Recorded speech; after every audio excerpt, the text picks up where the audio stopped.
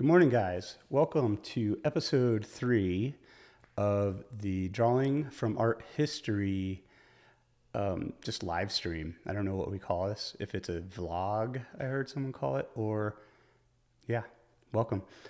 Grab some coffee. It's 9 a.m. in Albuquerque, New Mexico, Mountain Time. And I have this is kind of a cool mug for artists. Golden acrylics. Raw Java is the color. If you guys know Golden, this is their logo on their acrylic paints. And I don't even know how I got this mug, but anything art related, I love, especially mugs. Today, we're going to be studying Bernini over here, and this Bernini in particular, which is a sculpture of Pope Innocent X that's in the Doria Pamphili in Rome. So if you guys have been to Rome and you love art, you've probably seen this sculpture and another sculpture that looks very similar as well. We'll go into that as well. So I'm going to bring up my pad to start sketching. I'm going to also open up the chat window for you guys to ask questions. Now I'm streaming live simultaneously through YouTube as well as Facebook right now.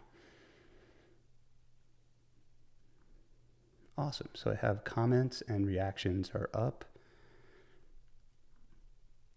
And we're going to switch off of my face and go to our drawing pad here.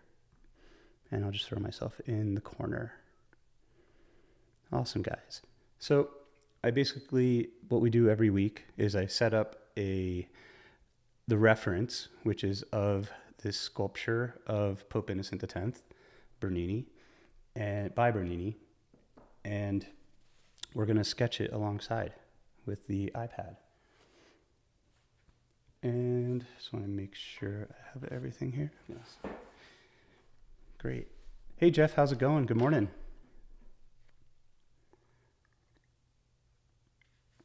Hiking and painting sounds great. Yeah, so we'll start off really quick, just before I even start painting or drawing on here. This is by Bernini. Bernini was born December 7th, 1598 in Naples, Italy, which big surprise for me because I know that he's mostly associated with Rome, but he was born actually in Naples. And his father was also a sculptor. And what's really also kind of cool is if you know Bernini, have you guys seen any of his paintings? He's also a painter. And he painted very much in a Baroque style, just like he sculpted. And a lot of his paintings have like a Velázquez kind of vibe to them, which kind of in this world right now, we just did Michelangelo last week. We're staying in Italy. I think I'm going to move to next week. I want to draw Kath Kolowitz. And I think that she's an amazing draftsman, and I would love to do a couple of her drawings also, and she's German. So staying in the vein of Italy, though, there's a connection between Velázquez and Bernini, as well as just being sculptures in Rome, very Michelangelo. So there's kind of a theme that kind of runs through the art history that I tend to like. If you guys, over on Patreon, if you guys know of any sculptures or anything that you want me to draw that you find really amazing, post it in that chat that we have going over there. I'd love to hear about it. Also, you guys also leave it in the comments in YouTube, and I'll check those out as well. Hey, Akia, good morning. So you guys have your coffee. And so I have the reference on the screen so you guys can, if you guys have a TV or you can blow this up big on your iPad, you guys can draw along with me. I'll have the reference available on the Patreon for free as well. Just sign up, become a member. It's free to join. It's if you want to see all the backstage stuff that goes on and all the lessons that I post over there, $5 a month only, and it's about $60 a year. I hopefully give you guys $60 worth of content every year. I hope so. So here's how we have it set up here on the iPad. I am using Procreate this morning to do this painting. And I set it up, I have my basic background layer, which isn't really seen very much. I have this layer right here, which is the paper that I use. And I took photos of some old end papers of some old books that I have in my collection, and kind of love the texture of them and the color of them because they kind of look like old paper and that we would have back then. And so I want my drawing to look like it's a real drawing as opposed to a digital drawing.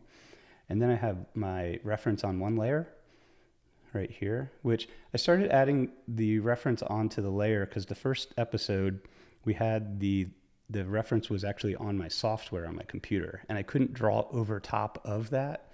So to show you guys different points that I'm looking at when I draw, and so I started to include that into the actual iPad here. So I can draw over top of him as well.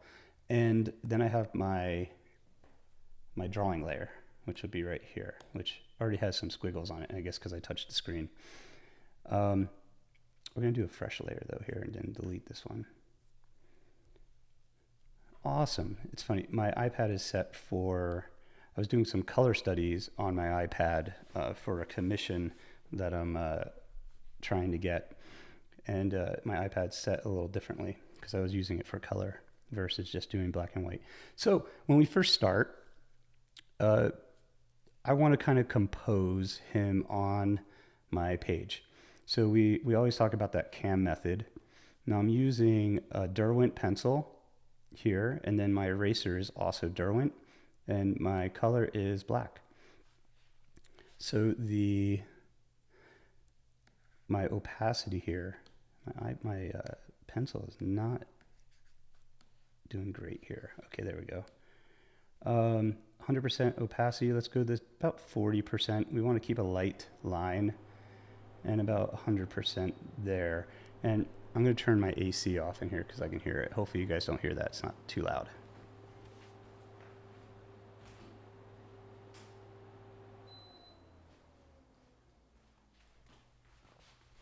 Awesome. I'm back. Okay, cool. So composing this sculpture on our page. And it's really amazing. This marble sculpture is beautiful in person. And I talked a little bit about last week about drawing the Four Rivers fountain in Rome with some students and really thinking about how, making sure I got that layer, yeah, opacity, how there's different, I'm not getting any, oh, I'm on eraser, derp. You guys are supposed to tell me that. Okay. While drawing in the Four Rivers fountain in Rome, we take a day and we go there and we draw and we kind of sit in the Piazza Navona and just have Prosecco and draw. Pretty fun day. But there's so many beautiful turns and edges that we think about when we draw and paint that Bernini really captures really well. And so it's great for understanding. Drawing sculpture is really great for understanding how edges are sharper or softer within reality. And it's something that doesn't move, so it's not as intimidating as drawing from the live model. And so I think that students have a good time getting to know artwork from those. So thinking about composing here, where's the shoulders? Okay, that looks pretty good. Just going over top of my reference a little bit. Really just thinking about composing the block is a very large kind of mass that is just the head right here with the full beard and the shoulders. This comes down and over into me. Awesome. And then we have this kind of straight line that kind of goes through from the top of the hat right here. See this line and that line. I'm going to delete those. That kind of go through. It could be almost like a nice little plumb line for us to use as we draw. Hey Lori, how's it going? Good to see you. And so once we get the composition that he's not going to be getting bigger or smaller on us right here, we can start to set up our anchor point within our face. And so our anchor point for me, for the most part, like I mentioned a lot, you guys probably overhear me repeat myself about this, is in the orbital cavities of the eyes. And I think about the eyes because when you do a face, for the most part, they're in the center of the face. Now, I don't love hard, fast proportion rules because you're always looking at an object from a different angle. From here, we're looking actually from below. as opposed to straight on. And so a lot of the books talk about how, you know, this many eyes in between the eye, there's this many, the head is cut into thirds. And here it's actually a lot less. The forehead is a lot less than the orbital cavities from the top of the brow to the bottom of the nose, and the bottom of the nose to the chin. We can't even see a chin here because he's got a beard. So we want to think about where our eyes will be within here, and just kind of roughly judging in the height and the width of what they are. The orbital cavities are going to be our anchor point for our sketch. And we take that, we kind of block that in, simplify it.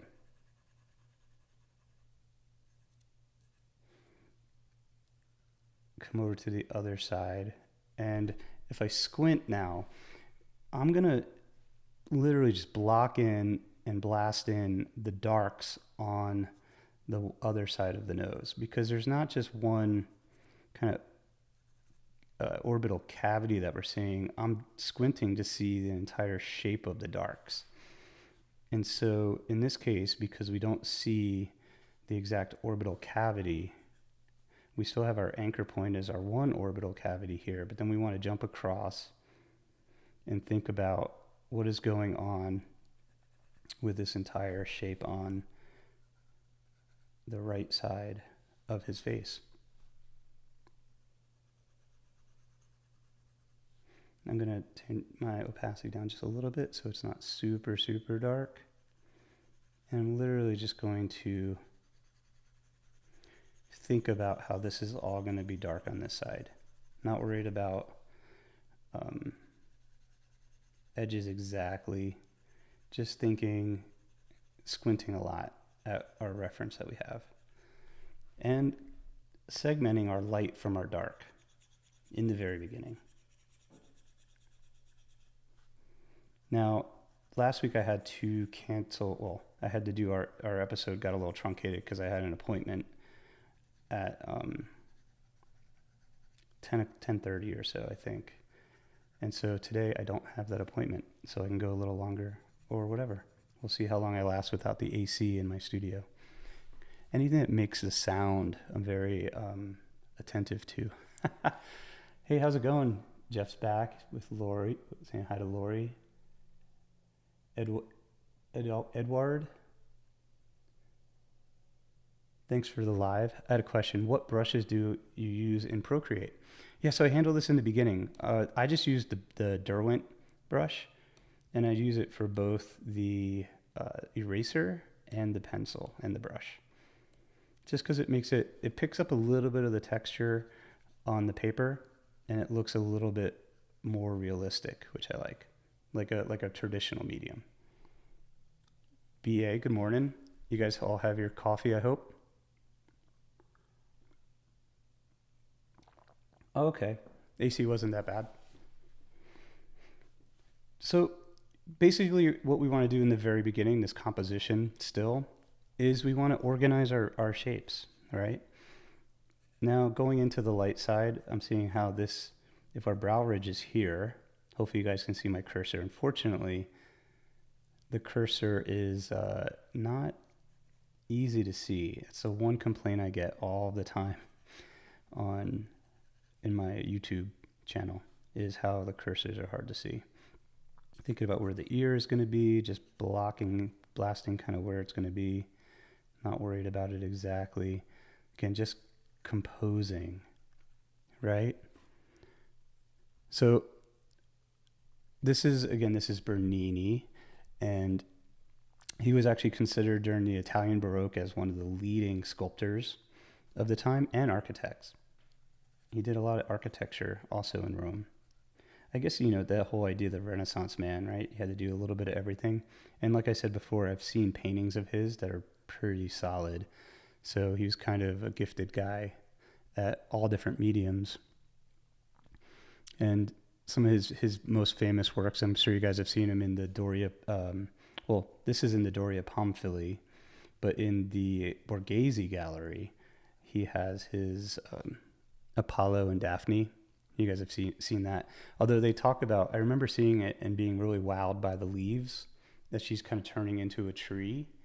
And those actually weren't sculpted by Bernini. I forget the name of the sculptor. If you guys know in the comments, let me know. But he was a guy that was known for doing sculptures of these delicate things. And I think Bernini kind of took credit for it, as far as I know. Who knows? Maybe not. But he was, I think, in the atelier, the studio of Bernini. Cool. So once we kind of get this idea of our organization of light and dark, thinking of just simplifying this entire shape darker. And there's some subtlety that happens in here, but we can get that a little later. We're not worried about that right now. We're thinking about the large shapes as much as possible. Which this episode kind of dovetails into a video I just posted about the NOTAN study. And so I do a NOTAN study, which is from a workshop I gave a few years ago online of an Apache friend of mine, Raven, who's a famous art model. He used to work in Santa Fe. I think he lives in Santa Fe now again, but he moved to New York and worked at the Art Students League and some of the art schools there, and kind of everybody's painted Raven. And he's a good friend of mine, and he's amazing. And fortunately, I got to paint him out here, but I remember I got to paint him maybe 16 years ago in Santa Fe, when I came out to Santa Fe for the first time and taught out here way before I moved or even thought about moving. Really simplifying this dark in here as it comes over. But Raven is, it's funny, I remember coming out here when my son was 2 years old, and now my son's 19, so maybe even longer. You guys can say, oh my God, David, you don't look that old to have a 19-year-old. Thank you so much. I appreciate it. So what's also really interesting, back to Bernini. Bernini, he did 2 of these sculptures actually. And you can see both of them in the Doria Pamphili. One of them though has literally, not this one, but it has a crack literally going right across this part of the face and the shoulders. And that was one that he did first, and he actually abandoned because he sculpted it all and then he found a flaw in the marble, and the marble cracked.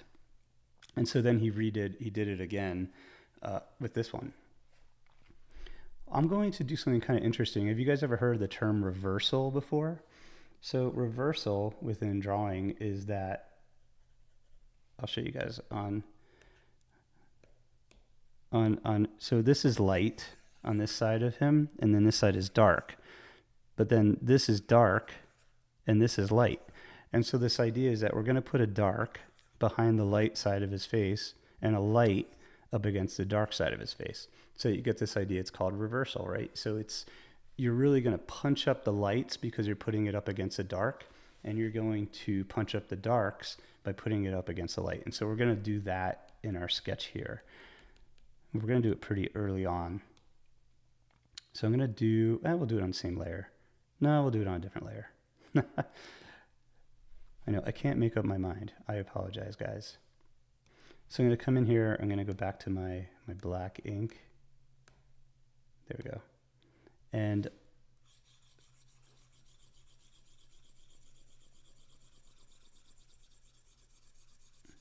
just give it a shade.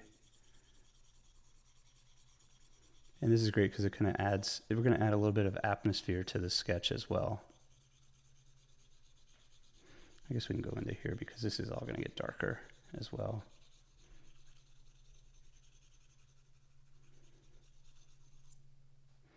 And I know we can keep that light, but let's just do, a little bit of a lighter touch over here, and we can come in with the eraser.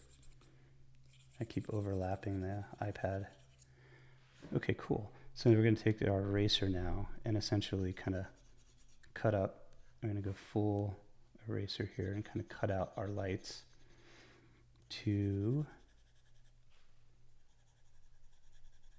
okay, got that edge where the ear is going to be. I want to keep it really loose right now so that I can come in and refine that edge better, because I'm not sure what's going to happen, because we're still in our compose kind of block in kind of stage here. This all gets lighter. Awesome, guys. Feel free to ask any questions as well in the chat window or in the comments, because this is going to be posted onto my channel for you guys to rewatch. So Pope Innocent X, I guess we think today like how long popes live, and I don't know if they lived as long back in the day, back in the 16th century, because, well, I guess it's funny. He was born in, Bernini was born in 1598. So he's like a cusp, right? I guess he'd be like a millennial now. He was born then, and then so this is, I guess, 17th century is Baroque. So, but back then, so I think he's worked with, interesting little fact is that he worked with, how many different popes? I'm curious about this. I think I read somewhere that he's worked with 8 different popes over his career. How crazy is that? So, I mean, I think that we would think in our lifetime, how many popes have we had? I guess we've had 2 in my lifetime, I think. Pope John Paul, and then Francisco, who just passed away. I guess 3 now. Hey, Kim, how's it going? So this is our messy stage. But just setting things up to be light and dark. And so we're taking our eraser now. We're just going to kind of come in from this side to get that sense of what we were talking about before of reversal.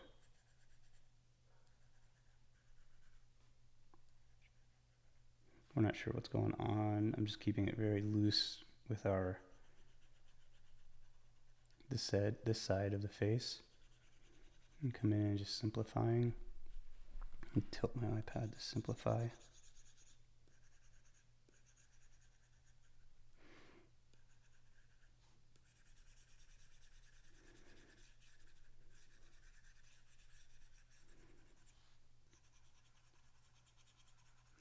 It's kind of neat. I love how this looks like a real drawing paper. And it's so much easier to do this than film over my shoulder and get really good high resolution.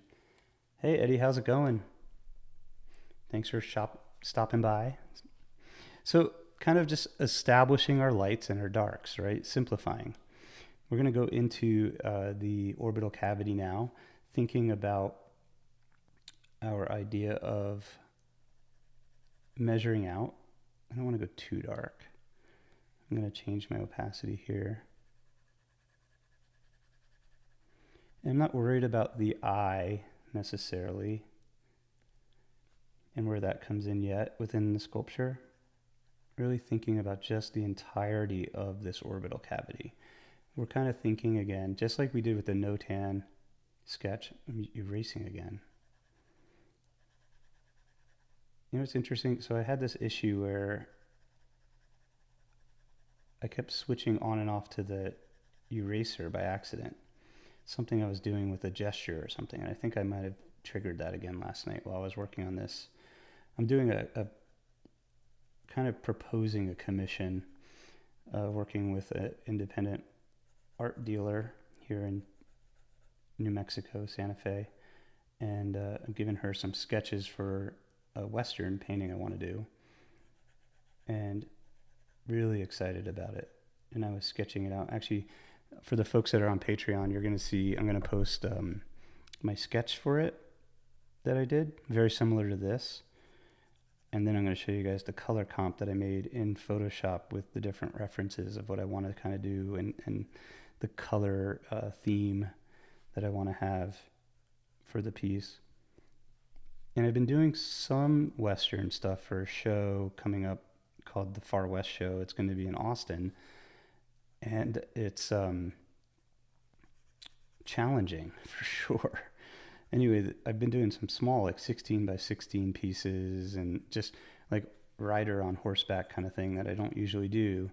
And I've noticed that I want to work bigger because I was painting a head that was only like, I don't know, like 3/4 of an inch high. And that was hard. So I figure if I do a 40 by 40 inch painting, I'll have more room to move in the piece. But I love, since I moved out to New Mexico, I love the clouds out here and the landscape. And so doing some Western style paintings kind of gives me an excuse to become a landscape painter, like I've always wanted to be. I started out my career doing landscapes in New York City, a lot of landscape pieces. And so I'm kind of going back to my roots. Hey, Fabio, how's it going? Brazil, right on. I've been to Brazil. I stayed and taught in Fortaleza before. Excuse me. Going a little too dark up there. So getting our structure here, I'm going to start to carve out where the eye is going to be, the upper lid. And I just forgot, I'm going to go get my roll of paper or tape because it helps me draw better. I always forget it.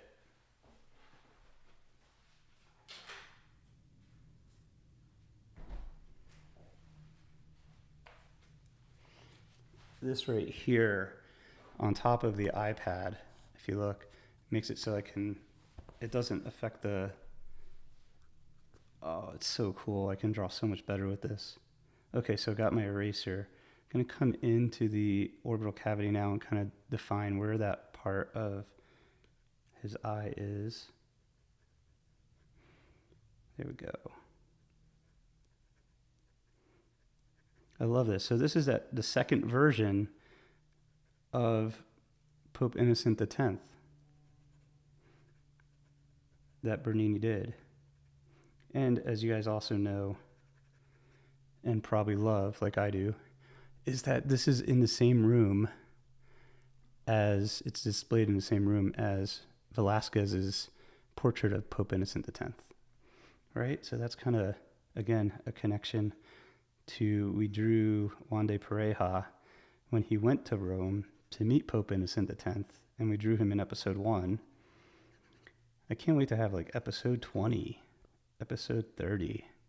I'm really excited to do these, hopefully every Wednesday. If I'm not traveling or teaching somewhere, I'm going to try to do one every week. And kind of for selfish reasons, because I want to get better at drawing. But then also I love learning about the pieces and sharing kind of my favorite pieces of art with you guys. Hey Chris, how's it going? It's been forever.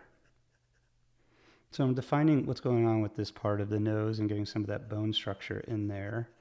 Thinking, coming across here, if you guys can see, being kind of really heavy-handed right now in the darks.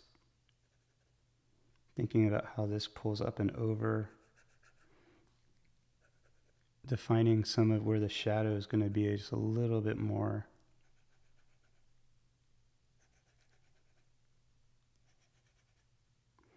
Where this part of the hat is coming in. And last week we did only an hour, or like an hour 10. Because I had to go get my tattoo work done. You guys I'm so excited about it. We're about 20 hours in. So I got all of this shaded in last week. You see the dark?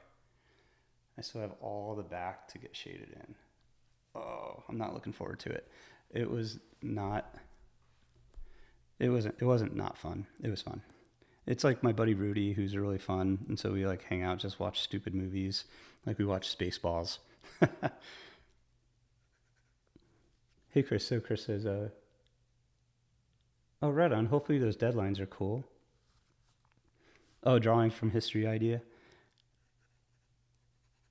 It's really interesting for me. I have like a really bad memory, and so I remember going. I've been to Italy probably like a half dozen times, maybe more, and I get confused in this piece where this is located or this painting is located for the most part. And so for that, I'm going to just simplify it. I just, this is a way for me to help my memory uh, think about things better.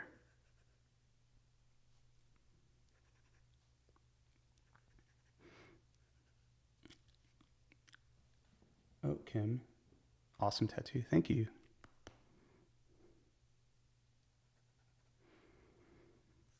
I'm going to make sure this is straight. Okay, that's looking good.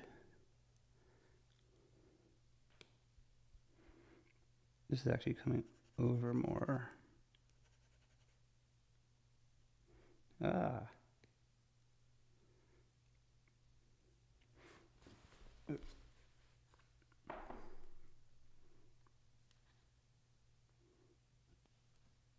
There we go. So we really want to think about getting in on the eye structure right now. And then using this again as our anchor point. All right, so we're simplifying this entire shape. Coming up into here. And we can be a little heavy-handed right now. It doesn't really matter. Because I'm going to come in and do a wash over top of the sketch. You guys see those lines, hopefully? Okay, cool.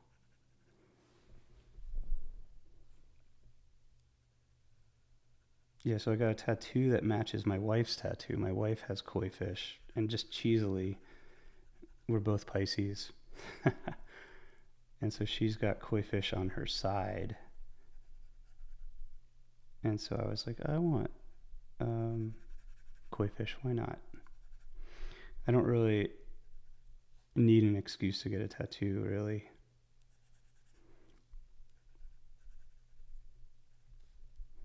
This comes up and over, but it's going to be full color.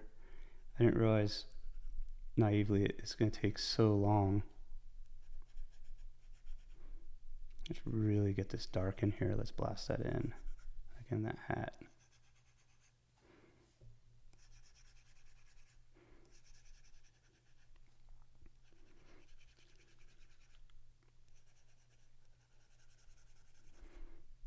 Oh my god, this is fun.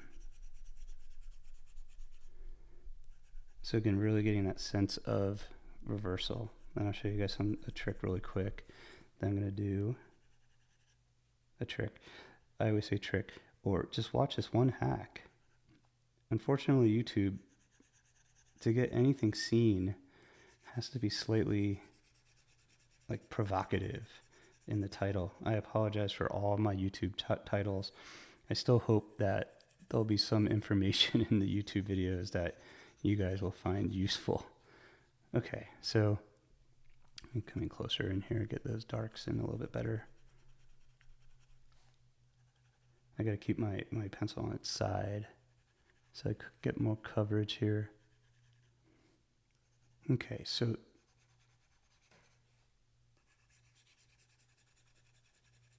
there we go. You know what, also, I think I'm also on the wrong layer here. I'm gonna merge my layers here. Oops. Merge down. Okay, I usually keep everything on the same layer. I'm gonna come in, I'm gonna use the eraser and use this to a little bit more.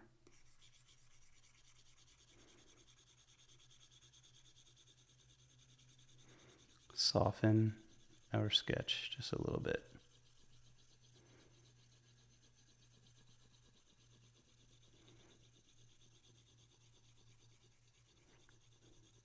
So I do this when I paint and draw as a way of, I like to, I'm a smudger. I like to really rub my charcoal into my paper to soften edges. And so this is kind of my idea of softening our sketch out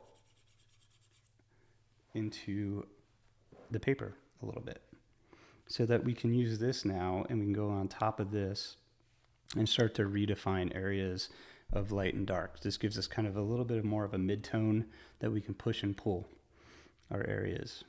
So going back to our brush here, put a little bit of juice on it, bring it all the way up to the opacity, and go right into where our eyes are.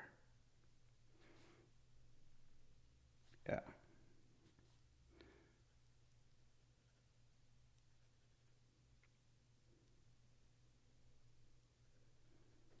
Yep, cool. Very defined things right now.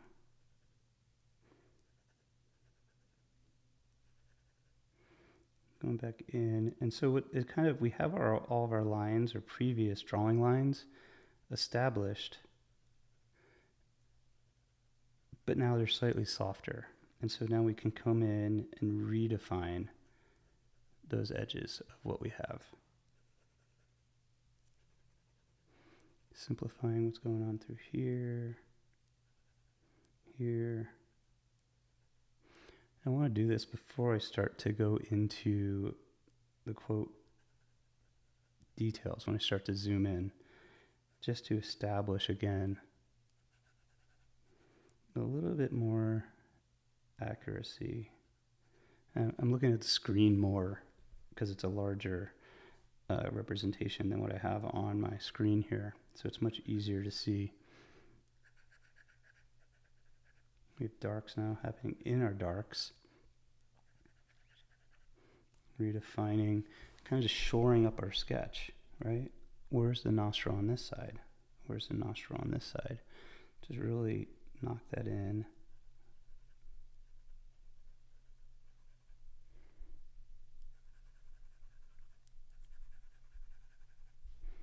Softening that out. Where's our edges over here? Let's define what's going on there now. Measuring out from where the orbital cavity is. Right, and so we have our composition, compose, and then we have our, this comes up higher than I have it. So I'm gonna erase away a little bit. Oh, yeah.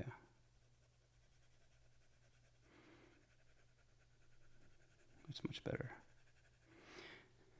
I make mistakes. Why are we not getting that really to erase? There we go.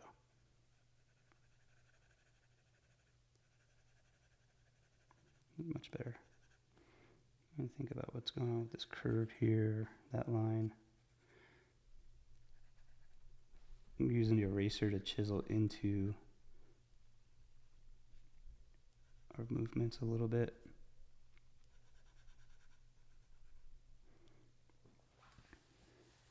Feel free to ask questions, guys, as well, if people are still here.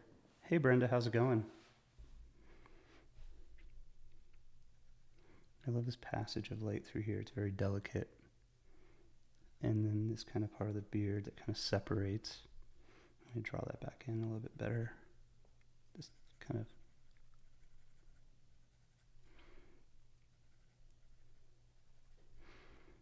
I love, if you guys know me at all, or have seen my channel for a little bit, you guys know how much I love Bernini and how much I've done lessons with Bernini, like self-portraits. I've drawn him a number of times in graphite, charcoal. I actually did a whole workshop on drawing a Bernini self-portrait, which I thought was really fun. Hopefully other people liked it too. I don't know. Thinking about where this eye is over here. Very structural right now. I'm going to take my size down just a little bit here.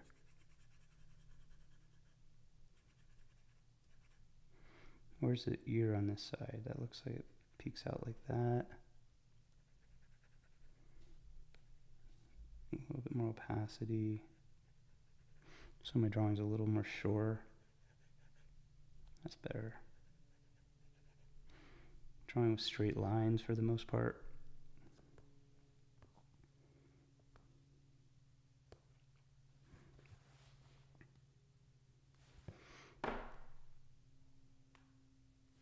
Let's see.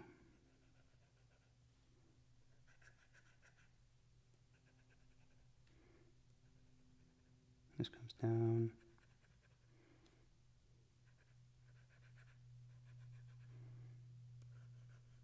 What's going on in that shadow?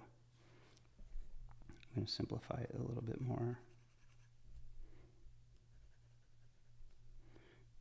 This shape right here.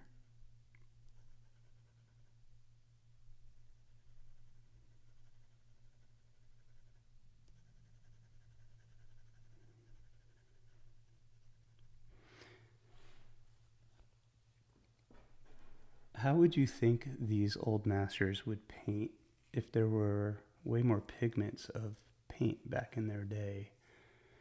I don't know. That's a great question. I definitely think that they would use them. You know, I think of Da Vinci, if there was digital technology like an iPad, I think he would definitely use it to get better, or just anything, any excuse that's out there to be able to have a tool to be able to see nature better or draw better and more conveniently, I think they would use. So I think they would definitely use more colors. It's so funny. I basically had the same maybe 12 color palette for the longest time. And now moving out west, I'm seeing color differently because there's different light out here. And so I'm expanding my color palette for landscape and all this stuff. So that's been really fun. Yeah, I'm so excited to share on Patreon with you guys the thumbnail and the little color comp I did. It's a little digital color comp of a new Western painting I'm going to be starting soon, hopefully, if the commission goes through. Cross your fingers. Yeah, so that's been really cool. But also on Patreon, if you guys want the reference that's over here, I'm going to say it again. The reference of this painting, I simplified it a little bit and also brought up some of the lights and darks in the reference so it would be easier to draw. And that'll be available for download and print out over on the Patreon page for free. Just you got to sign up. It's kind of a mailing list for me for workshops and everything, but I do post on there a lot. So I think there is a setting where you can turn off the mailing list, unfortunately. But it'd be cool to have more. I'm almost to 1,000 members in total. I think I'm almost to 200 paid members, which is incredible. Which the support over there, I think after every video I do like an outro that I thank everybody on Patreon, but I really, really mean it. It's been pretty amazing to be able to take the time to do these drawings and studies and everything and research Bernini.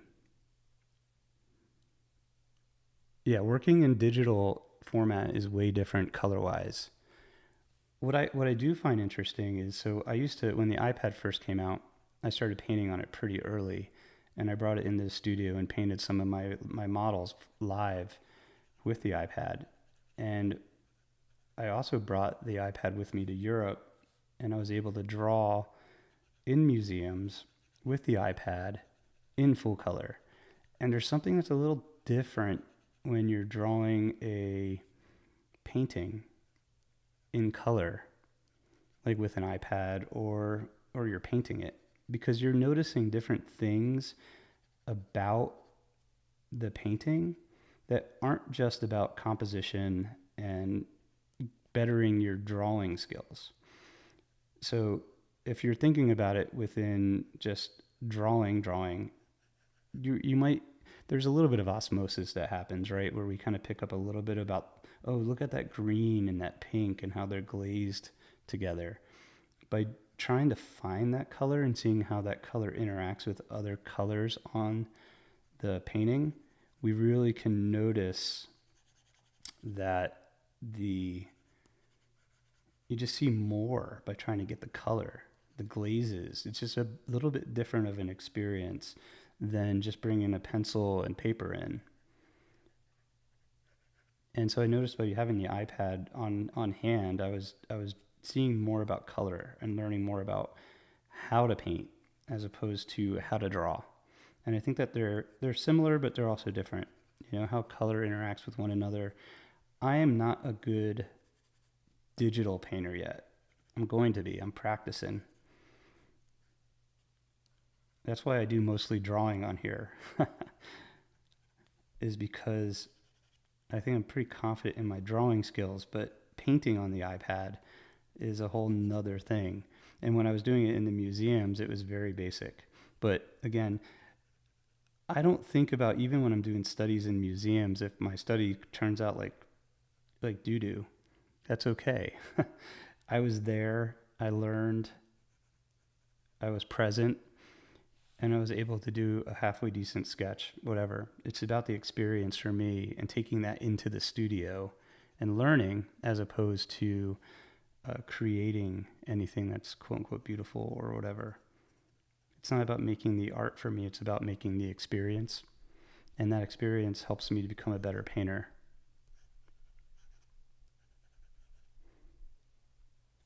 Great question. Oh, Chris is asking how the studio is. The studio is amazing.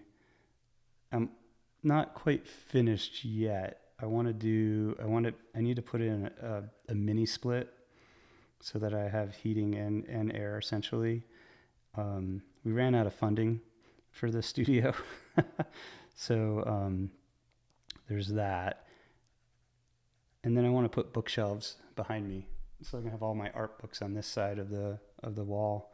And then we have a big brace that's here that's we're going to use as a loft space, so that I can get some things off of the floor and put it into kind of quote unquote storage that is above the that's too dark to I'm going to turn that down a little bit. I don't love my darks here. Yeah, so the studio has been amazing. You're welcome to come visit. Anyone out there, if you're in Albuquerque? Surprisingly, people do come through Albuquerque to visit Santa Fe. Santa Fe, which was just voted, I think, the number one best place to live by or visit Travel and Leisure magazine, which is pretty cool. They beat out Charleston, South Carolina, which I think has been like on the list forever. Hey Mary, how's it going? Thanks, Chris. I'm really happy for you. Thanks. My drawing screen keeps sliding off here.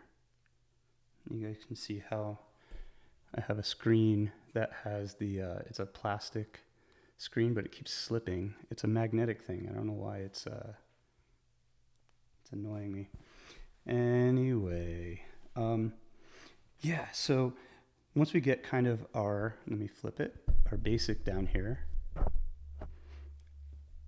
we want to come in and start to hone in on some of the detail-y stuff, right? And so we can kind of zoom in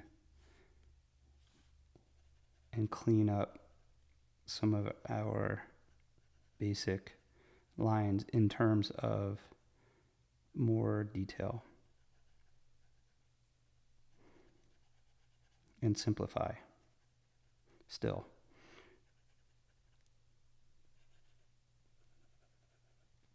And fix all of our mistakes, right?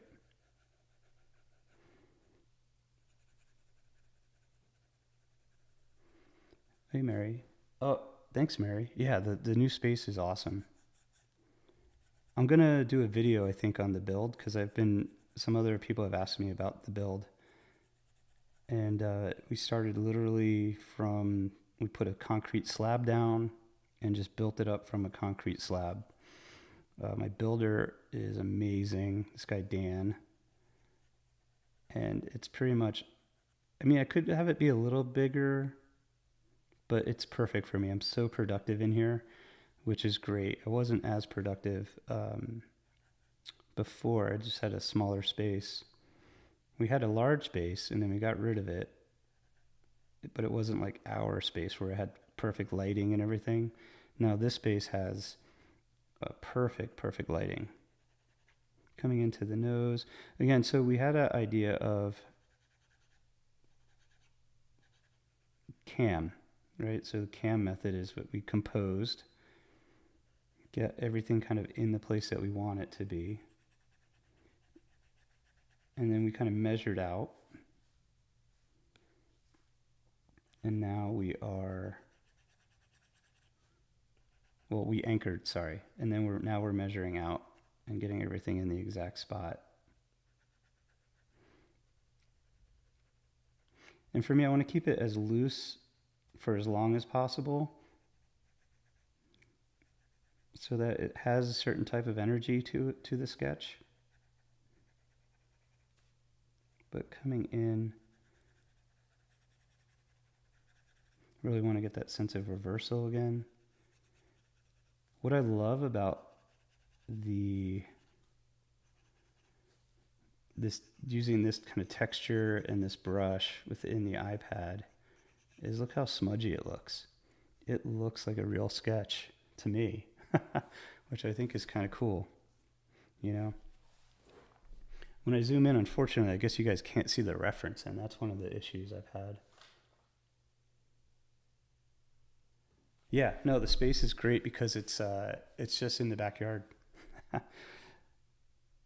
Just to share like kind of a personal kind of really cool thing for me, my son is visiting he's off from college over the summer and he lives in New York and he comes out to visit us every now and then, but he's out now and this thing keeps sliding. Sorry. My hand keeps touching it, I guess. And he's visiting for like 4 or 5 days. And he's studying art right now at Savannah College of Art and Design, SCAD. Great school. I've taught there a few times, which is awesome. It's a fun place. And he got to sit in my chair and draw on his iPad, just like I'm doing right now. Last night, it was kind of cool. I was over at the easel while he was working on some digital drawings. And so just like kind of proud dad moment. I don't know if he's out there watching. He's probably asleep. He's still on East Coast time.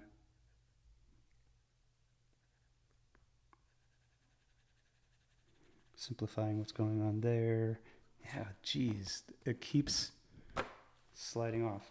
I had a link for this in the description. Let me see if I can flip it the other way. If that's better. It's also really dirty. Okay, that seems to be better. Okay, it's not moving now. Okay, I think. Cool.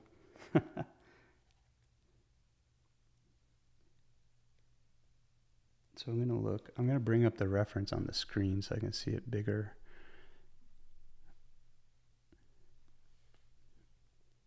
What is he majoring in, if you don't mind me asking? Mary says, I have a student that wants to go to SCAD. He likes it? Yeah, SCAD is great. They want their students to be business minded, which is great. You have to be that way to be an artist, unfortunately. And I absolutely agree with that. He's studying illustration and he loves concept design and animation and game design. So he wants to do like almost everything, which is great. Because I think the more varied you are in what you can do, the more chances of a job. Here we go. That's better. Oh, that's not the right image. Thanks, guys, for bearing with me.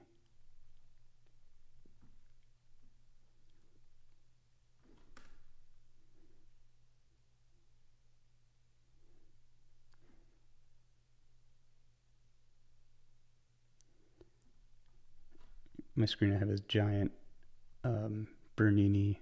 I have the reference giant. Jeff, but I don't want to hide the. Jeff says, "Oh, picking through." Yeah, the colors on Procreate. So there's like an eyedropper thing that will pick the color instantly. It's under the gestures, and that's something that I use when I'm painting, just to pick colors pretty fast of what's already established. So that's something. But yeah, definitely painting with traditional medium, way better, way easier, especially also since it's something that's like more tactile for us. Again, simplifying what's going on here.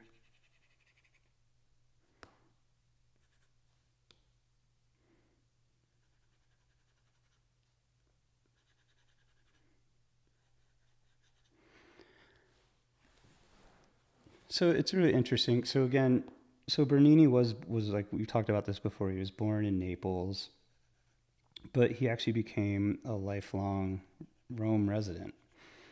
So although I guess there's only one instance of him traveling outside of Italy, and he went to France in 1665, and he actually was there to design a section of the Louvre, which is kind of, I didn't know that. Did you guys know that? Kind of cool little information.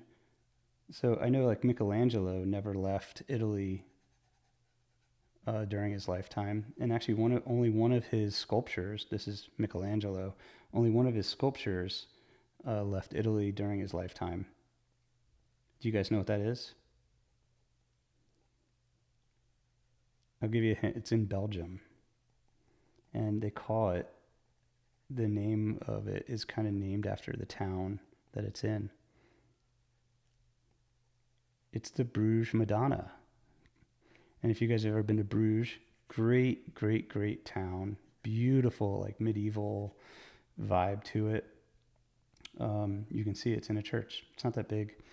It's pretty, yeah, not very large sculpture at all. And getting into the eye a little bit.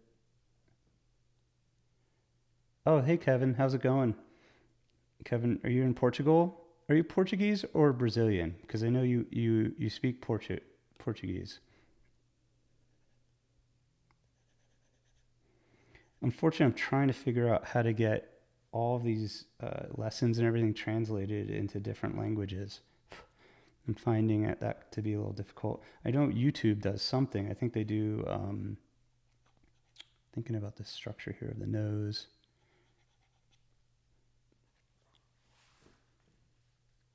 Oh yeah, Monuments Man. They rescued it. Yep. It's funny. I just saw that a few months ago. But I recommend you guys definitely check out the Bruges Madonna if you're in Belgium, and they have just amazing other like altar pieces and like the place is so artsy, and the beer is amazing. The best beer ever is a Westmalle triple, or a Quack. Get a Quack, which is named after the sound it makes when you drink it. And all the beers have their own glasses. Oh, you guys can hear my puppy, Luna, hanging out.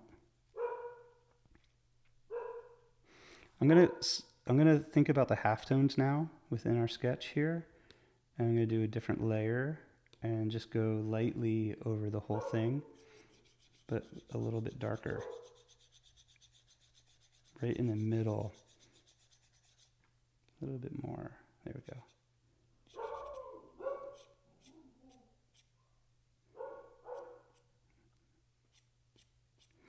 The technical difficulty of having the paper-like surface that I had slip. Oh my god, it was so frustrating.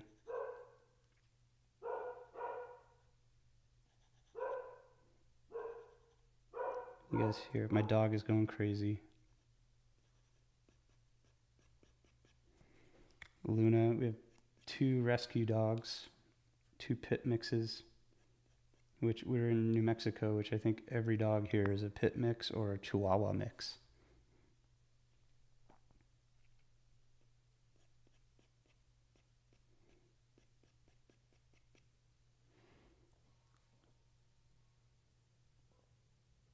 There's this crazy photo of the Michelangelo being hoisted with ropes and lumber. Oh, I've seen that. Yeah. That's such a great movie. Really sad though, too.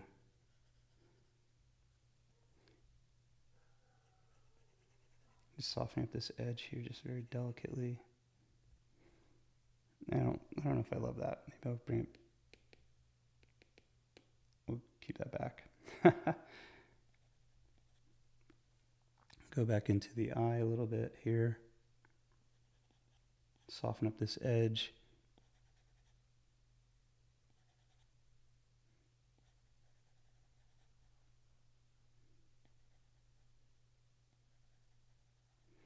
Going into some of the small stuff, thinking about, since I got in that half tone, we want to think about this curve of that nose.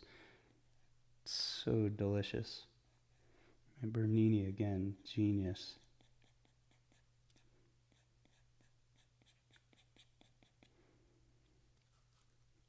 Just made a trip to see the Madonna in Bruges last month. Unfortunately, they had a barrier up, so you could only get about 30 feet away from her. And she was behind glass too. I think I saw her when she was like in, I don't think there was, I think she was just in a small little chapel and I lucked out. Again, this is in 2010 when I went and saw her. Oh, okay, you can click the language that you can see on these. That's cool. Oh, interesting. Lori's watching from Facebook. Kevin's from Facebook. I'm just noticing now, because I'm a Luddite with technology, that you can see the Facebook logo on the chat. So some other interesting things. So this right here, this sculpture was actually created around 1650. So that would made what Bernini was about 55 or so when he made this. And I want to make sure I get this curve of that brow. It's really cool. Going on the side of the pencil just a little bit here. That gets a little darker through here. There's actually a little bit of reflected light that comes up and over. This comes in.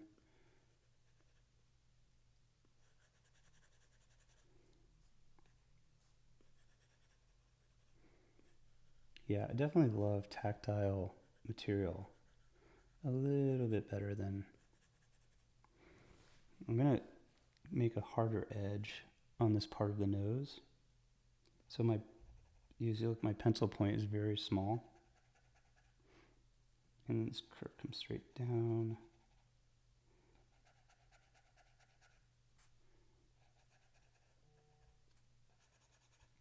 And then that falls off. I want to simplify what is going on in the darks. As I come over here, there's a little bit of a light through here on this little passage, and a little bit of light through here.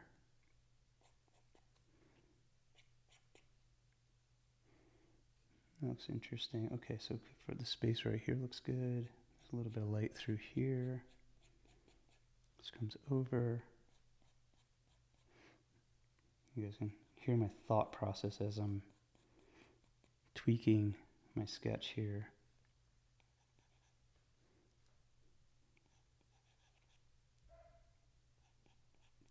Thinking about the subtlety of these movements with the form now. Thinking that for the most part I have a good base of dark established. That gets a little softer.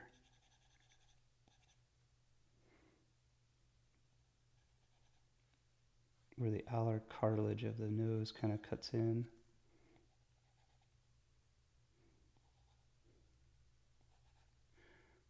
Come into the orbital cavity just a little bit to soften up what's going on through here.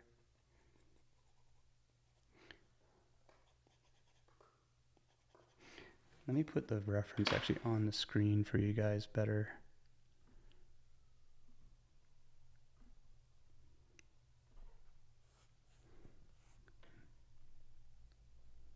Okay.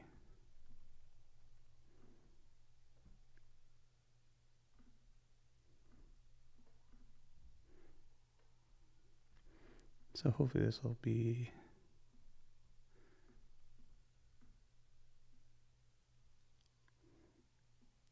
You guys can see kind of more about what I'm looking at here. So that way when I zoom in and you see,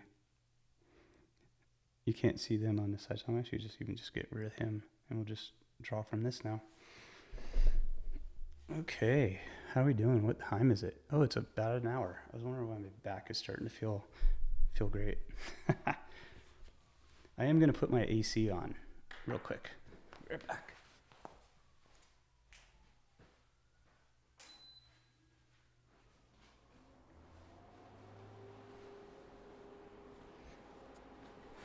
So let's really dive deep into this and make it awesome, this sketch. It's really, really fun to draw. And so it's interesting about Bernini's work at the time that really made him very kind of different for the time period, but also really interesting because you can see how Velázquez influenced him as well, and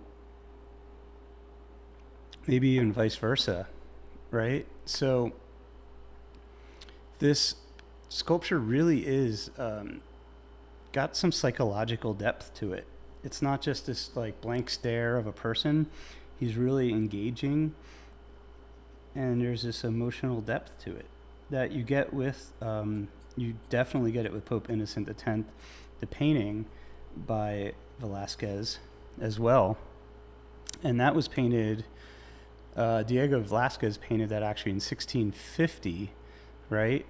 And so these were both made around the same time. So he did the busts, he did two of them around the same time at 1650 as well. So to have that kind of connection is really interesting between these two really legendary artists at the time and still today, you know.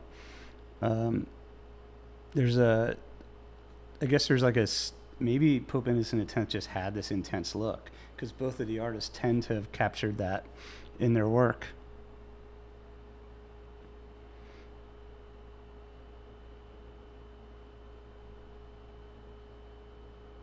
Oh, it's interesting. So it's what is also really rare is that both versions of this painting, of this sculpture, still exist today.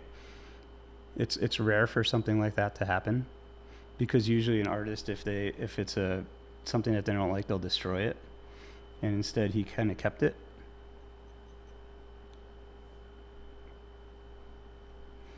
Okay, so let's go into. I'm going to simplify I'm going to lighten the darks in the orbital cavity to soften them. So I'm going over top of everything with a little bit of a wash of the eraser.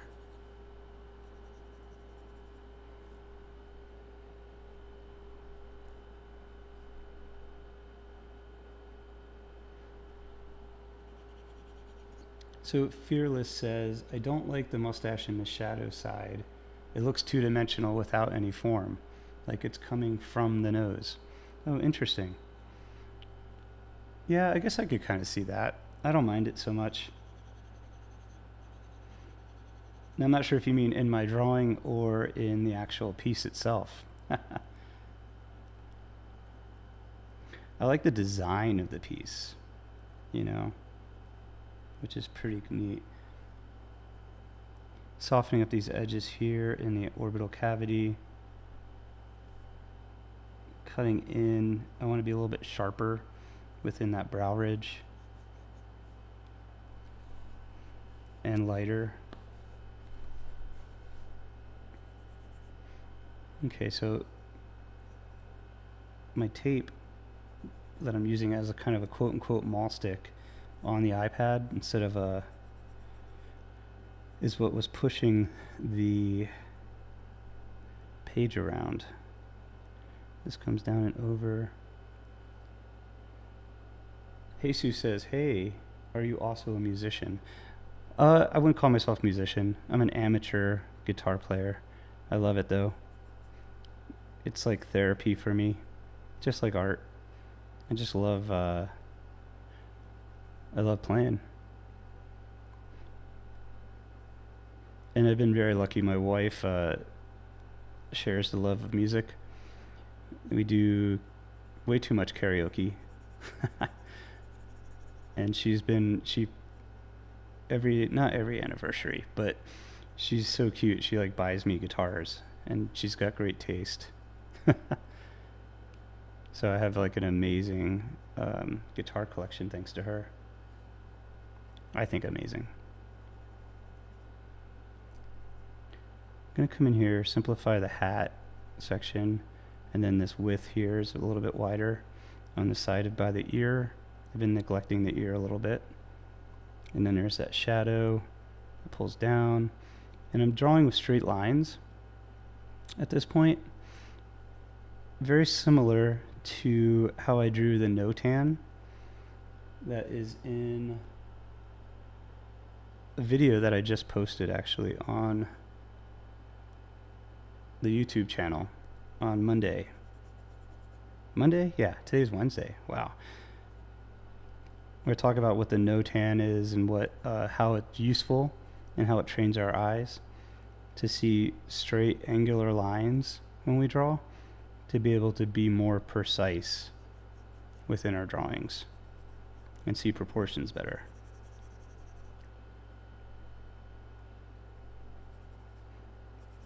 Oh, in my drawing, you like the Bernini, how it's sculpted, but you don't like my drawing. That's cool. Right now, I've been kind of keeping everything as still two-dimensional. I think of things in just light and dark in the beginning, and then I start to think about form. So maybe that's still in the not quite formed yet stage. I don't know. I also tend to work on the light side a little bit more than the dark side. But thanks for the comment. Thanks for the critique. I appreciate it. I will definitely probably get to that. I think we've been drawing for about an hour so far.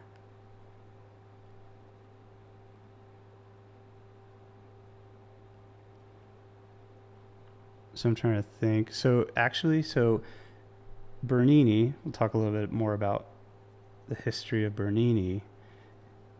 Definitely some of the pieces that you should definitely check out that are notable is a Four Rivers fountain in Rome. It's like a must visit place to see one of his epic, and it's Four Rivers fountains. It basically represents the four rivers of the world that they thought were big at the time. And it's got really interesting like sea creatures in it too, because there's some creatures like I think there's dolphins in it, but they knew of dolphins in Italy at the time, but they had never seen them, I guess. And so they kind of look like sea creatures, or enough to see them to draw them. But the sculpture is really incredible.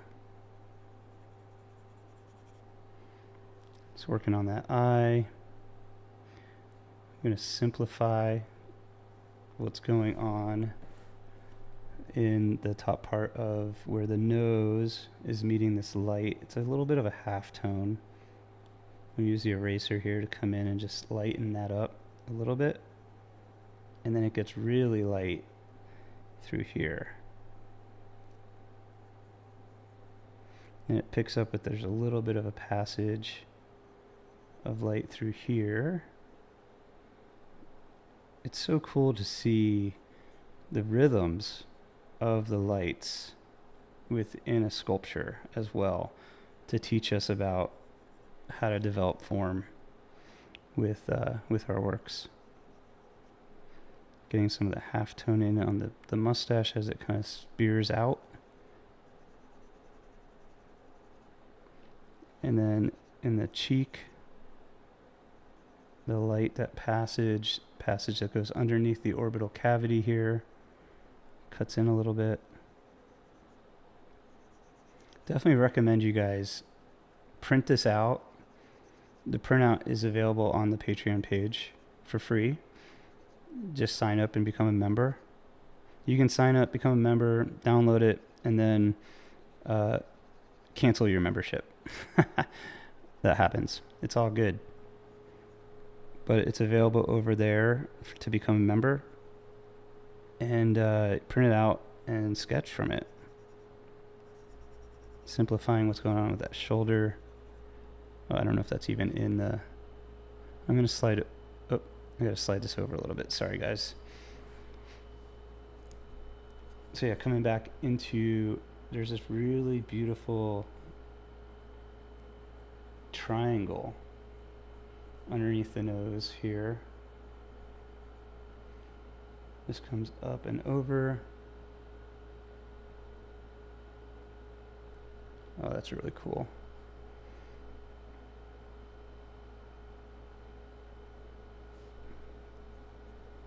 This cuts very, very lightly in the shadow here.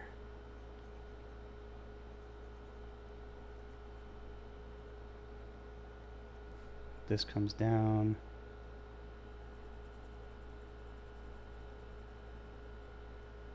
And over.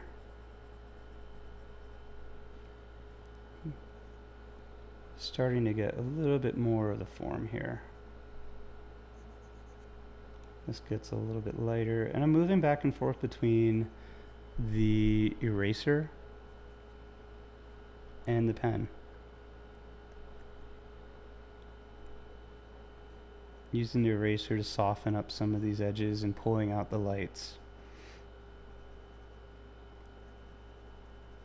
And also kind of deleting some of the lines that we had in the very beginning that we don't want anymore.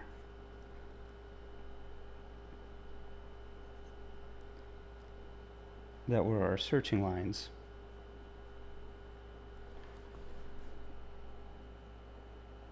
Coming up into the orbital cavity of the eye.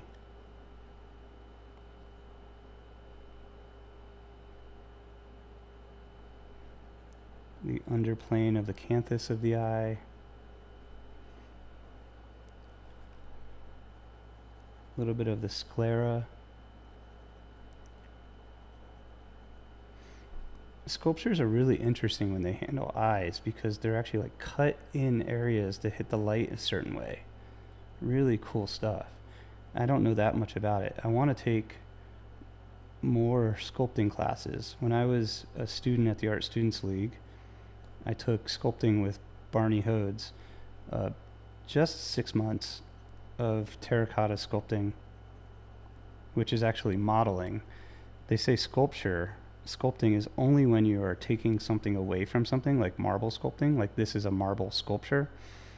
But if you're using terracotta and you're building it up, you're actually modeling versus sculpting. There's like a technicality, I guess. So I took a portrait modeling class. I want to get this a little bit more short here. So this ear comes down, over. There's a little bit of a movement there, then down, and then over. Now come in, that was with the eraser. How you guys doing? Any other questions at all out there?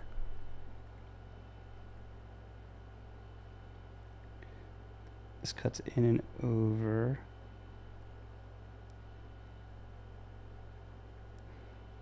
Just simplifying this ear canal.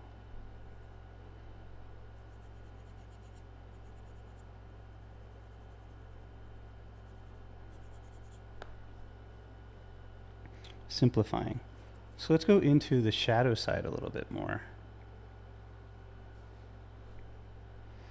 Now I'm noticing that the darks are could be a little dark in through here, so we can kind of come in and just glaze over them a little bit with the eraser.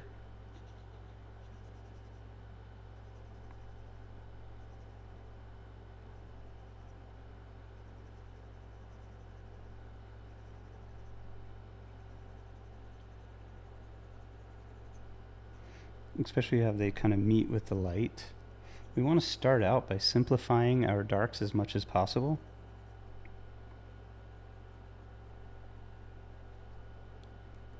We're all in one layer here, by the way. Still.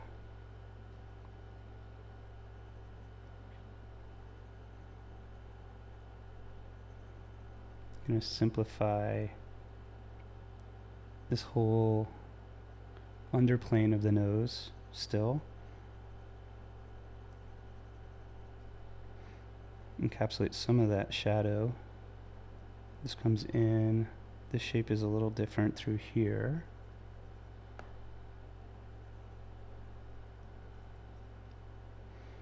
Hope you guys can see. If we're starting to develop more of the form here. So freaking fun. This is going to turn into a 6 or 7 hour sketch. Just want to hit these edges just a little bit. Okay, so we have this area that gets a little darker, this underplane. Then the light pulls in.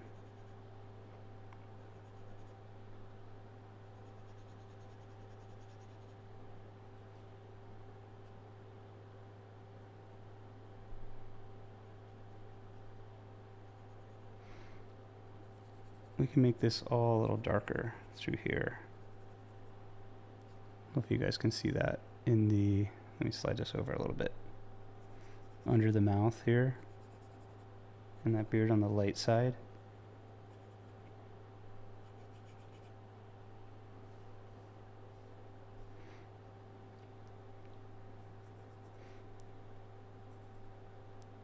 Kind of just chiseling in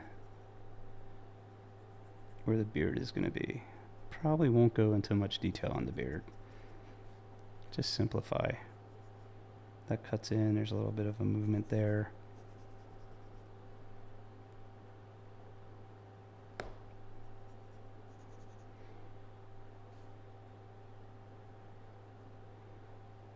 There's this beautiful like wedge shape through here. And up this direction as well. So we're kind of going into these lines. Hey SHD, thank you. Thanks for showing up. I appreciate you guys watching and hanging out. Hopefully you guys are drawing too.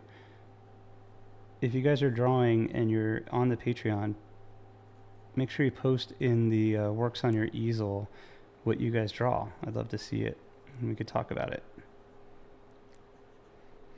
We have a really beautiful community over there. People sharing artwork and everything. I wish they'd share a little more. But it's kind of cool to connect with people. Let's go more into the shadow side here. This gets cut in. I'm going to really chisel out what's going on with the shadow side. This is going to be a lot of fun. So we have this contour on the outside. Gouache.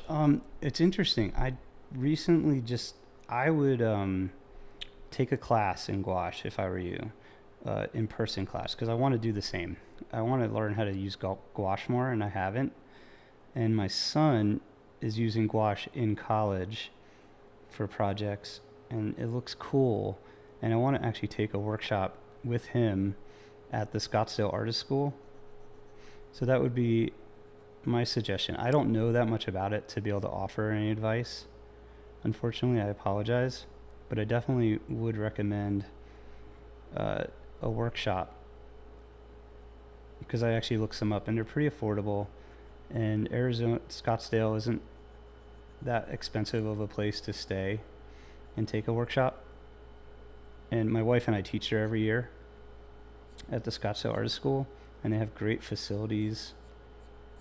I'm gonna chisel into here. I'm taking the opacity down on my eraser, so it's not gonna cut in, be too crazy, but start to think about shaping out what's going on in the shadow side.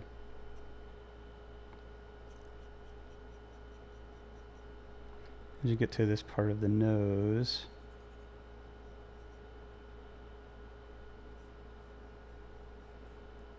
that comes up and over, this tucks in and over.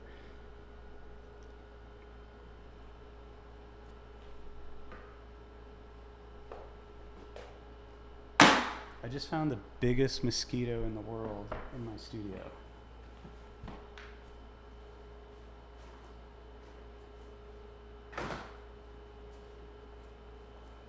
Okay, I didn't kill it, but this episode is brought to you by the largest mosquito in the world.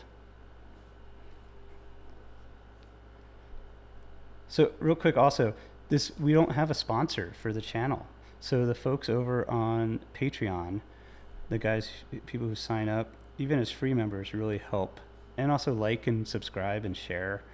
All that stuff is a way that you can help the channel out to grow for free. And you could be the sponsor.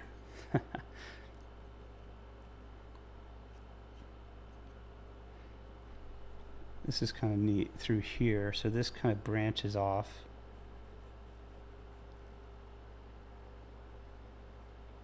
What's going on from here to here? That looks pretty good.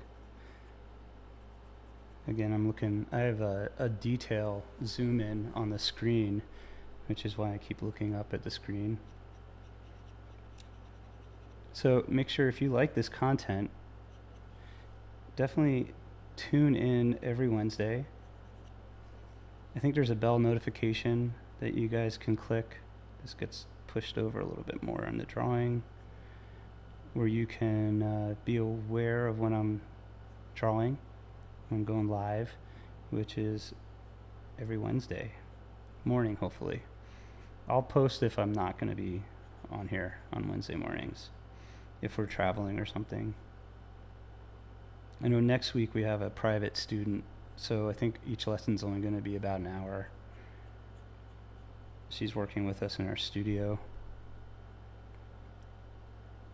I think that's next week. Kind of blocking that out.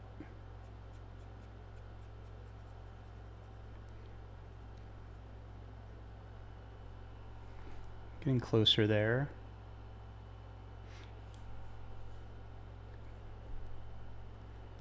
I'm going to go into a little bit into what's going on this side of the face and the light side, or the shadow side, because this kind of pulls down. It's a little bit lighter. There's a reflected light in the shadows.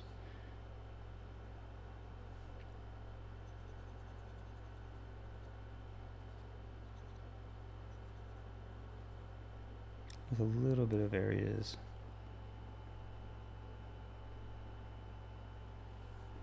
Squinting, we can see a little bit of the passage of the light over top of the nose as well. That's pretty cool. And then it kind of comes into this shape right through here.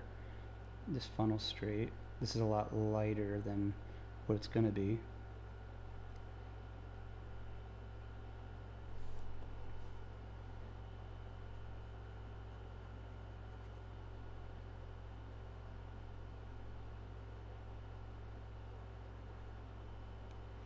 Coming in with the pencil now, the dark. So we look through here, this gets really extremely dark as we chisel out, as it meets that light. And that comes over.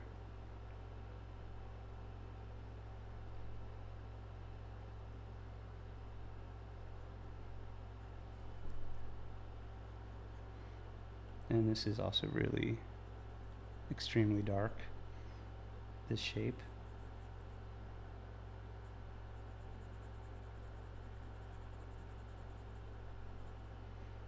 Any other questions, guys? So yeah, so Bernini was 81 when he died, and he's actually buried in the Basilica in Rome, the Basilica of Santa Maria Maggiore in Rome.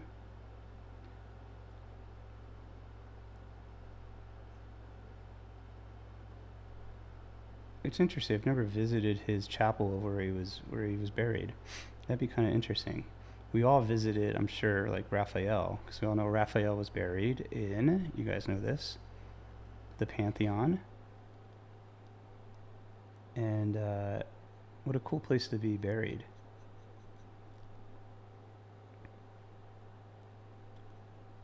This cuts across here. A few good artists to check out for gouache are Mike Hernandez, Tiffany Mang, and Nathan Folks. He's so good. Nathan is amazing.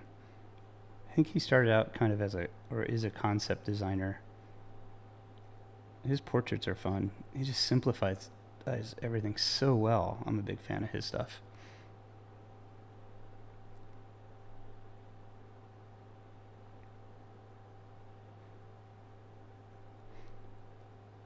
Yeah, my son is getting into concept design type stuff, so I want to kind of take a workshop with him. It's an excuse to say, hey, you should take a workshop, and I'll go with you and hang out with him in Scottsdale.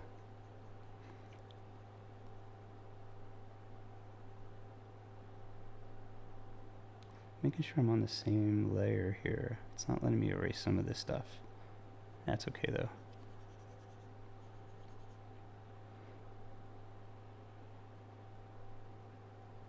Let's go into the eye a little bit here.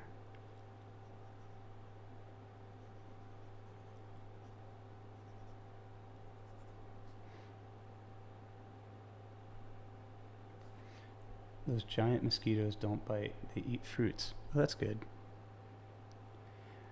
I didn't kill him, so he's still alive floating around here.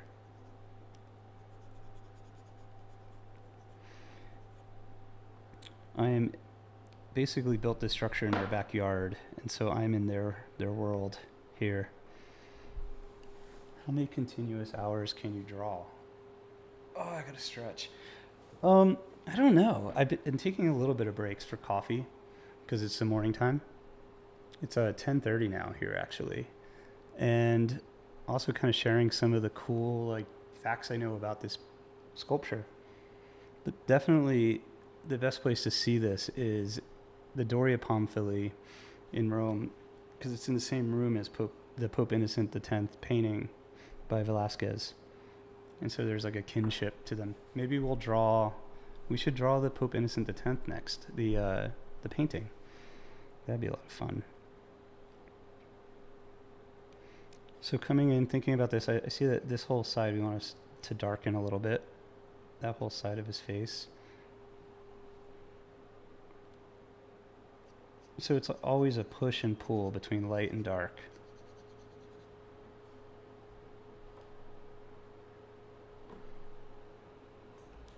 Getting a message. Oh, cool. My wife is done. We have a Peloton bike that we share, and so she's done working out. So I can stop now and go work out. Coming in here, it's funny, I actually want to soften everything out again with the eraser, especially the beard, to soften up some of these edges. Squinting at it. I'm going to bring back the other reference here for me to be able to judge back and forth here. Okay. I'm going to click off this one for you guys, and so you guys can see kind of where I can kind of judge them back and forth here, where I'm doing okay.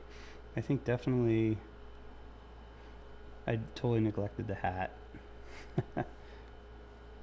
Just knock that in real quick. Just simplify it. That goes that way, down and over. Okay, and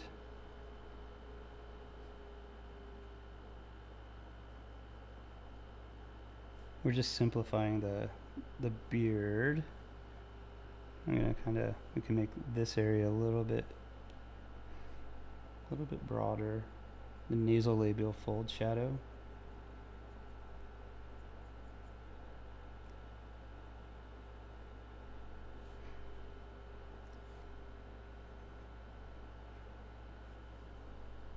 I'm gonna shade all the darker.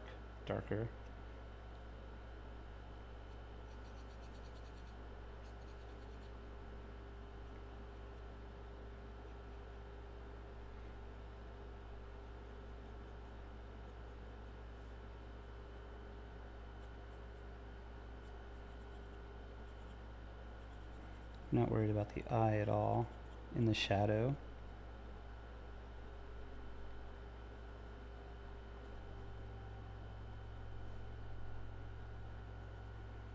Come into the cap a little bit here.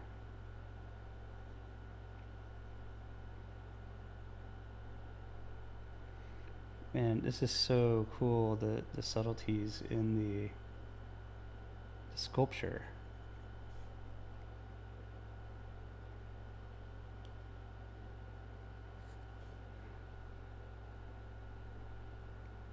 It's got some light coming this way, that way.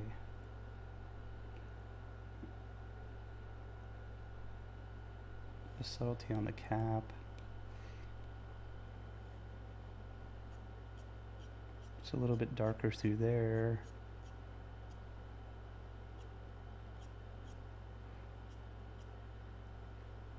I'm going to pull some of the light. Kind of simplified his eye a little bit here.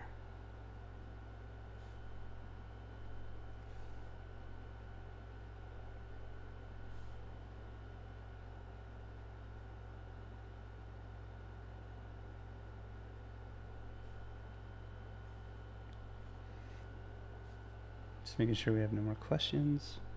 You guys are all good.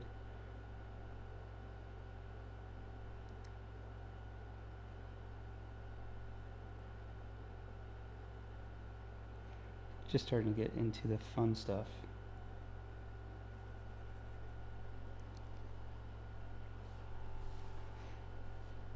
I'm going to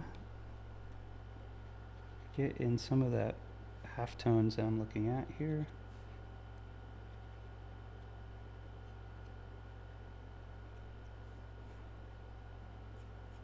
That can definitely lighten up later.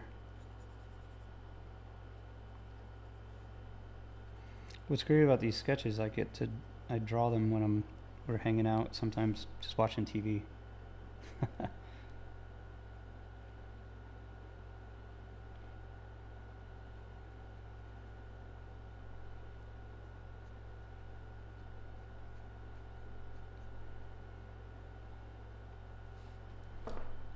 So it's a little lighter through here, delicately.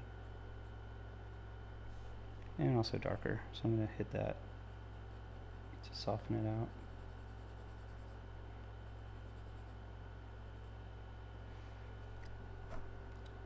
James Gurney. Oh yeah, James Gurney's great for everything.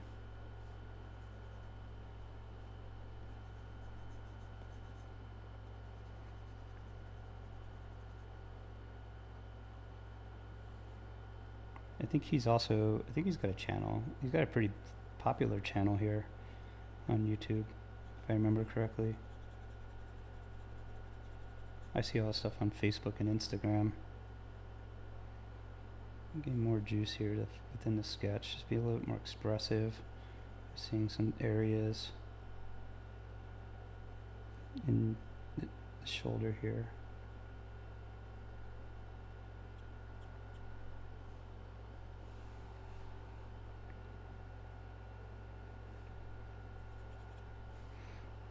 Okay, and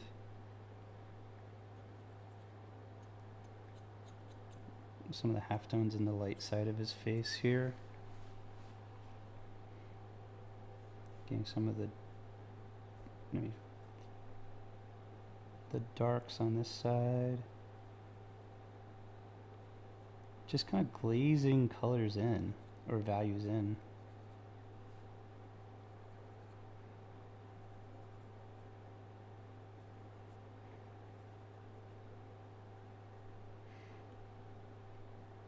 Glaze this just a little, way too light, way too light. Very, very delicately cuts in and over. The eraser just takes that edge off of these lines.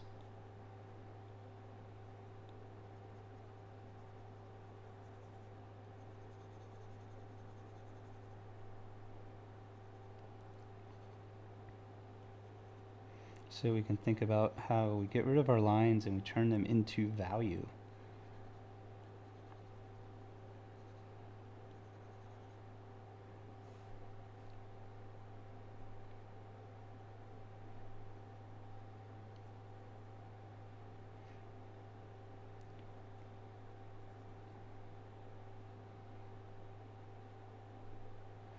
There's a little bit in, this is really beautiful through the mustache. Oops. And using the eraser as a drawing tool.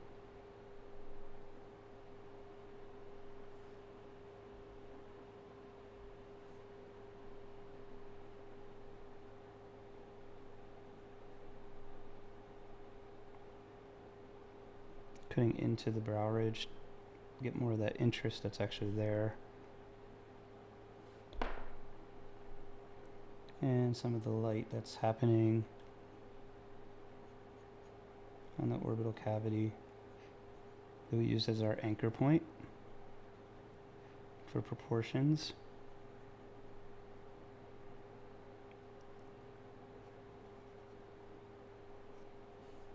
Not worried about the eye in the shadow, but it's pretty cool. Maybe there's a little bit of a light through there that we can just barely see or make out. Hey Heidi, how's it going? Is your reference of a statue, and what drawing program technology are you using?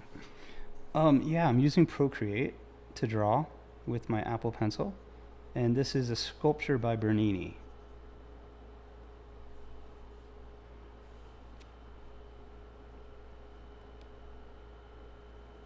Darken that up a little bit.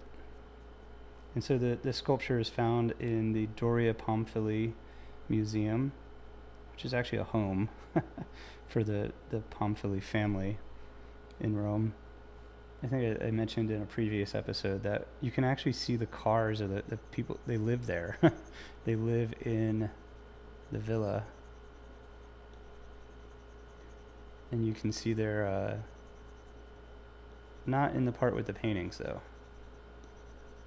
And I love it because it's like such a cool place to visit. They have the same red velvet wallpaper that's kind of aging over time in there. And they have Caravaggio's, they have some copies of some famous paintings, because back in the day, if they didn't have a painting, they would have an artist make a copy of it. And they have the copies. And it didn't matter. They just kept them in the collection.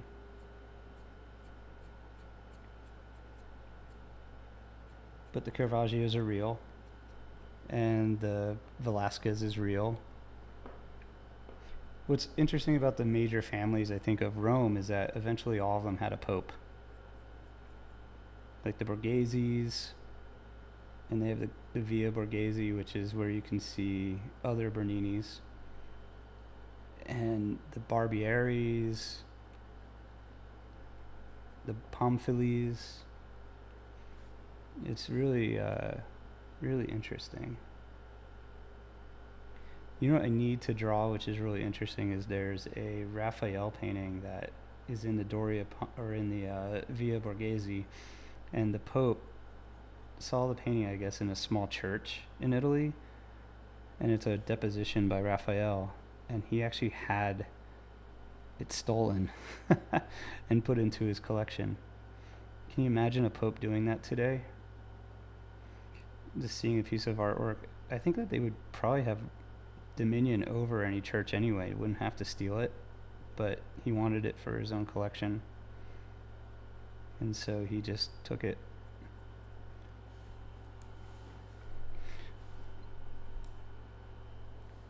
So thinking about what's going on, this is a little lighter through here. I'm gonna put a little bit more.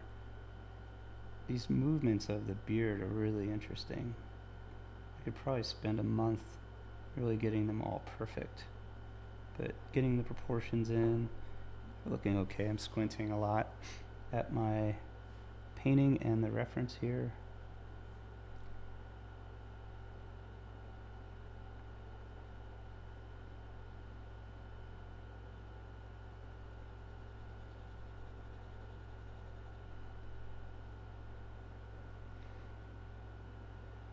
Thanks, Heidi. Nice to see you on here from YouTube.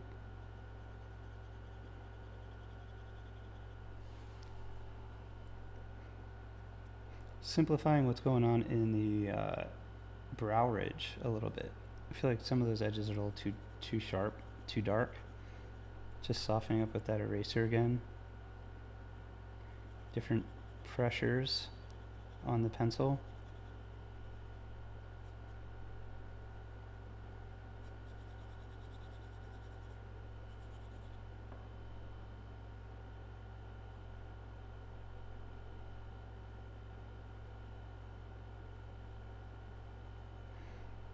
And I feel like this part of the eye can go a little bit further out, just using the pencil to expand the orbital cavity just a little bit, the shape of it, as that brow ridge pulls over, stretches over just a little bit further. I can see it when I'm like judging back and forth, squinting to get some of the proportions a little bit more accurate here.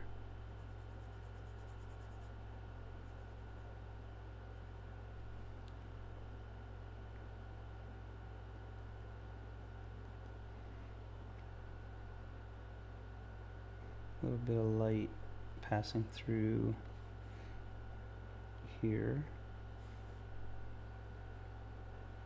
on this brow ridge in the shadow. This is all darker. Very cool. This is all darker too.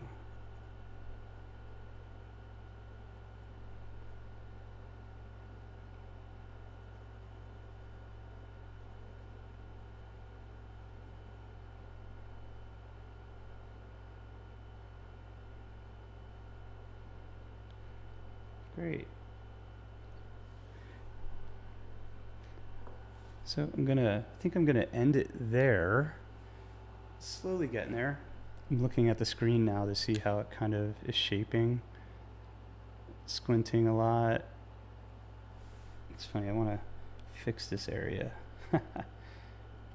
Really chisel out what's going on with this kind of ribbon of the collar on the far side. And that back shoulder. Cut that out. I love how it looks shimmery. Oh, that'd be a cool idea. Thanks, Heidi. That's a good idea. Lordovica.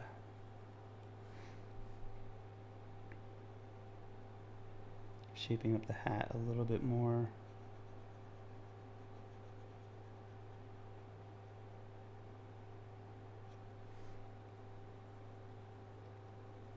Thanks, guys, for tuning in live.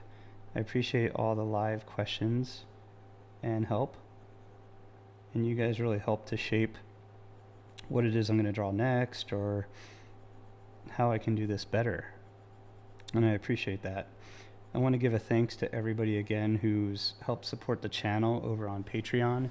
You guys are amazing in helping me to do these fun lives. You know, YouTube is such a great platform for getting to know folks, and so is Patreon, you know, to go even deeper. I just posted a 6-hour drawing demo, painting demo over there from a workshop for the students over there as a thank you. And I'm going to be posting behind the scenes stuff of everything I do over there. So I appreciate it. And Chris, it's good to see you. Chris, I still haven't figured out how to do the subscribe thing that you do. How much do you charge to do those little animations? He has such a cool animation on his channel. Definitely check out Chris Clamp's channel. Very useful information. It's all fun. Hey, the field, how's it going? Thank you for the support, the field. I know you're a member of the Patreon page, and that's incredible. Your name's very distinctive. Awesome. If you guys, again, if you like this content, I'm going to be drawing here every Wednesday morning for the most part, unless we're traveling for teaching gigs. But tune in for next week's session. And also, I'm going to be doing a new video on YouTube, I think this week. On cross contouring, understanding what contours are and cross contouring within sketching.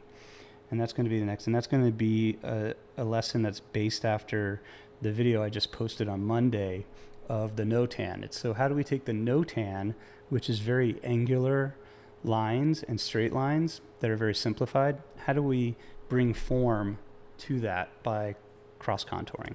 So I'm going to do a lesson on that I'm going to hopefully release on Friday. And then next week is going to be an oil painting video, which the Patreon folks have already seen this, but it's a video on, I interview basically one of my friends who's a chemist and a painter in London, and he explains everything about what oil paint is, from the triglycerides to the laic acids and how the bonds are formed, and how it's really interesting stuff, how solvents affect paint mixtures as well as alkyds, alkyd dryers. And also he explains how fat over lean works, and that's going to be coming up in the next week or so. So make sure you like, subscribe, hit that like button. We have a lot of great content that I'm developing right now. And also on Patreon, I'm going to be posting those thumbnails for the commission that I'm working on, probably as soon as I get off on the live feed here. Awesome. Great. Thanks again for everybody for showing up, having coffee and drawing with me today. And I'll see you guys in the next one next week. It'll probably be Kath Kolwitz. We'll see. I'm a big fan of her work, so I'm hoping to draw and learn more about her paintings and drawings. She didn't really paint much, her prints and drawings. Awesome, guys. Take care. Have a good one, and I'll see you in the next I'll see you guys next Wednesday. Cheers.